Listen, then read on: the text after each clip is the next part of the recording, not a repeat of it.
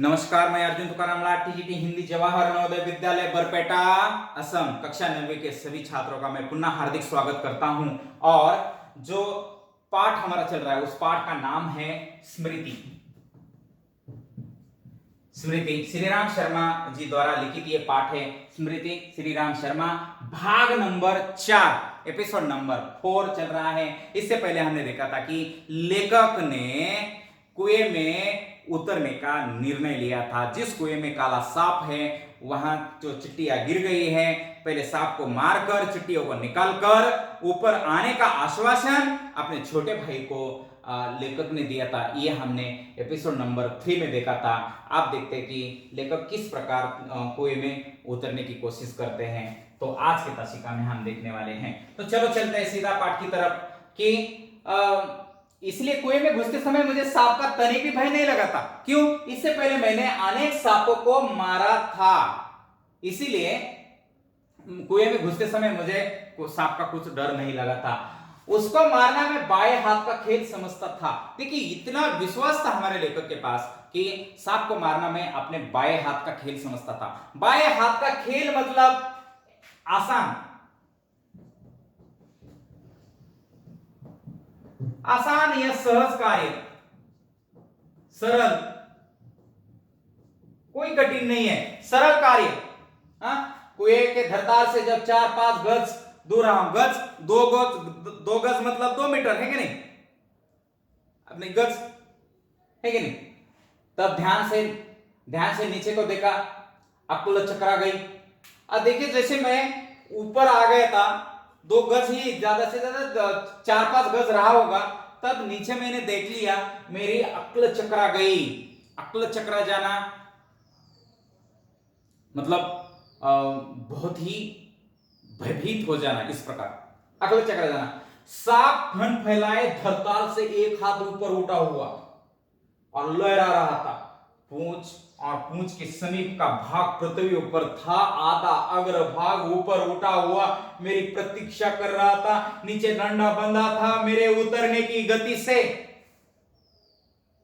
जो इधर उधर हिलता था। उसी के कारण शायद मुझे उतरने देख सांप घातक मतलब चोट करने की स्थिति में, चोट करने की स्थिति में मतलब हमला करने की स्थिति में आसन पर बैठा था।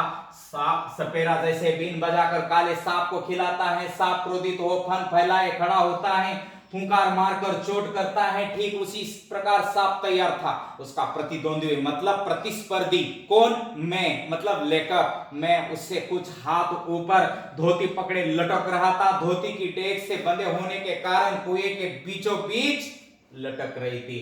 तो देखिए, लटक रही थी कुएं, और मुझे कुएं के धरताल की परिधि में बीचों बीच ही उतारना था, और बीचों बीच ही सांप ऐसा फन उठाकर खड़ा था। अब क्या करें? इसके माने तो सांप से 1.5-2 फुट गज नहीं की दूरी पर मैं पैर रखना, और इतनी दूरी पर सांप के पैर रखते ही चोट करता। स्मरण रहे, कच्चे कुएं का व्यास बहुत कम होता है। जो कच्चा कुआं होता है उसका व्यास जो है, ये जो है ना, ये कम होता है। ज्यादा से ज्यादा 1-2 आदमी खड़े रह सके, इतना होता है। व्यास बहुत कम होता है। नीचे तो वह 1.5 गज से अधिक होता ही नहीं है। ऐसी दशा में कुएं में मैं सांप से अधिक 4 फीट की दूरी पर रह सकता था। वो भी उस दशा में, किस दशा में? जब सांप मुझे दूर रहने का प्रयत्न करता, पर उतरना तो मुझे कुएं के बीच में, और कुएं के बीच में ये सांप खड़ा था। तो क्योंकि मेरा साधन बीचों बीच लटक रहा था, साधन क्या है? डंडा। किसका साधन है? कोई ये सांप को मारने का साधन क्या है? डंडा। वो कहां लटक रहा? बीचों बीच कुएं के लटक रहा था। ऊपर से लटक कर तो सांप नहीं मारा सकता था। मुझे किसी ना किसी अवस्था में नीचे जाना ही था, और मैं कितना भी अगर ऊपर लटकता रहूं 2 घंटे 3 घंटे, तो सांप मारते क्या? नहीं मारते। उतरना तो था ही, थकावट से ऊपर चढ़ भी नहीं सकता था। अब ना ऊपर जा सकता था, अब मुझे नीचे जाने का ही एकमात्र पर्याय था। अब तक अपने प्रतिद्वंदी मतलब प्रतिस्पर्धी कौन? सांप को पीठ दिखाना, हार मानना, मोहरा है देखिए, पीठ दिखाना, पराजय स्वीकार करना, हार मानना, पराजय स्वीकार करना,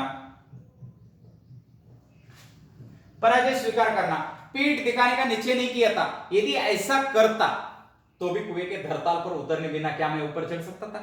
बिल्कुल नहीं। धीरे धीरे उतरने लगा, एक एक इंच जो जो मैं नीचे उतरता जाता त्यों मेरी एकाग्र चित्तता ध्यान, एकाग्र चित्तता ध्यान, ध्यान एकाग्र चित्तता बढ़ती जाती थी। मुझे सूझ, उपाय, आइडिया, आइडिया बोल सकते हैं, आइडिया सूझी। कौन से आइडिया? दोनों हाथ से धोती पकड़े हुए मैंने अपने पैर कुएं की बगल में लगा दिए और दीवार से पैर लगते ही कुछ मिट्टी नीचे गिर गई, नीचे गिर गए। सांप ने फूंक करके उस पर मुंह मारा, मेरे पैर भी दीवार से हट गए और मेरी टांगे कमर से समकोण बनाती हुई लटकती रही। पर इससे भी सांप से दूरी और कुएं की परिधि पर उतरने का ढंग मुझे मालूम हो गया। अरे यार, मैं उतर सकता हूं अभी। देखिए, मैं सांप को कुछ मिट्टी देकर उसको उस साइड में लेकर जा सकता हूं और एक साइड में उतर सकता हूं। मुझे वो आइडिया के कारण क्या हो गया, पद्धत पता हो गई कि मैं कैसे उतरना है। मुझे तनिक झुलकर मैंने अपने पैर की कुएं की बगल से सटाए और कुछ धक्के के साथ अपने प्रतिद्वंदी के सम्मुख कुएं की दूसरी ओर 1.5 गज पर कुएं के धरताल पर खड़ा हो गया। अब नीचे मैं उतर गया। आंखें चार हुई, आंखें चार होना, एक दूसरे को देखना। किसने किसने? सांप ने लेखक को देखा और लेखक ने सांप को देखा। आंखें चार होना, दूसरा एक मुंह आ रहा है। आंखें चार होना प्रेम होना है कि नहीं? लेकिन हमें यहां देखने से मतलब है सामने आना और एक दूसरे को देखना। शायद एक दूसरे को पहचाना हमने। हाँ, ये पक्का शत्रु लगता है मेरा। सांप को चक्षुश्रवा कहते हैं। चक्षु मतलब आंख, और आंख से सुनने वाला। देखिए, कुछ लोग कान से सुनते हैं। सांप को कान होते क्या? कहते क्या आपने? ध्यान रहे, सांप को कान होता नहीं है, इसलिए कान से सुनने का मतलब नहीं। मतलब किससे सुनता है? आंख से। चक्षुश्रवा कहते हैं। चक्षुश्रवा से आशय क्या है? या सांप को चक्षुश्रवा क्यों कहते हैं? इस प्रकार का सवाल आपको आ सकता है। सोए भी मैं भी चक्षुश्रवा हो गया। अन्य इंद्रियों ने मानो सहानुभूति से अपनी शक्ति आंखों को दी हो। सांप के फन की और मेरी आंखें लगी हुई थी कि वह कब किस और कैसे, कब किस और को आक्रमण करता। पूरी तरह से मैं भी सांप की तरफ देखने लगा कि अब वो सांप किस कैसे आक्रमण करने वाला है। सांप ने मोहनी सी डाल रखी थी, मतलब मुझे भी उसकी ओर देखने के लिए बाध्य कर दिया था। मैं भी सांप की तरफ एक टक लगाए अब देख रहा था। शायद वो मेरे आक्रमण की प्रतीक्षा में था। कौन सांप कि कौन पहले आक्रमण करता है? पर जिस विचार और आशा को लेकर मैं कुएं में घुसने की ठानी थी। आप याद करो कि कौन सी आशा और कौन सी मतलब आशा पर या कौन सा विचार था कि कुएं में उतरने के पहले लेखक ने क्या विचार किया था?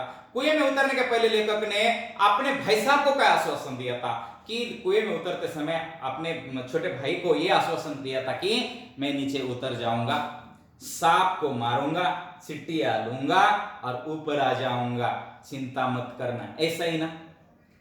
हाँ, विचार और आशा को लेकर मैं कुएं में घुसने की ठानी थी। वह आकाश कुसुम था, मतलब वो एक ब्रह्म था, ठीक है नहीं?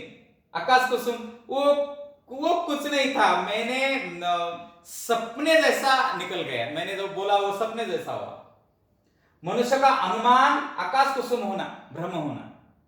देखिए, मैं अनुमान और भावी योजनाएं कभी कभी कितनी मिथ्या और उल्टी निकलती है ना, इसका पता मुझे चला। कभी कभी आदमी सोचता है और होता है क्या नहीं? आदमी सोचता है क्या और होता है। कभी कभी भावी योजनाएं भी समाप्त होती है और मिथ्या और उल्टी निकलती है। मुझे सांप का साक्षात भावी निकलती है। और हम अगले तासिका में हम देखने वाले हैं, या अगले एपिसोड नंबर 5 में हम देखने वाले हैं कि किस प्रकार भावी योजनाएं साक्षात उल्टी और मिथ्या निकलती हैं। अब लेखक की भावी योजनाएं क्या थी? लेखक को लग रहा था कि मैं नीचे आ जाऊंगा, सांप को डंडे से मारूंगा, चिट्टियां ले लूंगा, लेकिन ऐसा होता नहीं है। मतलब ये सारा आकाश कुसुम था। आकाश में फूल होते क्या? नहीं है।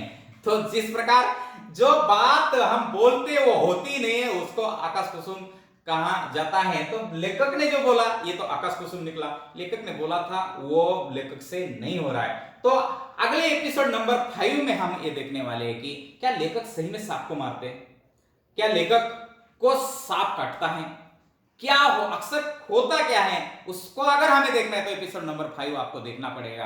तो बच्चों यहाँ आज का ये क्लास में समाप्त करता हूं और यहीं मैं रुकता हूं, क्योंकि आपको अगर ये देखना है तो एपिसोड नंबर 5 को आपको देखना बहुत ही आवश्यक है। तब तक आज के तसिका के ऊपर का जो गृह कार्य मैंने आपको लिए बनाया है, एक ही प्रश्न है, कोई ऐसी चिट्ठियां निकालने का निर्णय निकलने का वर्णन कीजिए, इस प्रकार का सवाल है। लेकिन अभी आपने चिट्ठियां निकाली नहीं है, तो ये प्रश्न अगले एपिसोड के लिए, और ये अभी जो पाठ हो गया है उस एपिसोड से दोनों से संबंधित होने के कारण जब आप अगला एपिसोड देखेंगे तो निश्चित इस प्रश्न का उत्तर आप देख पाएंगे। तब तक के लिए बहुत बहुत धन्यवाद।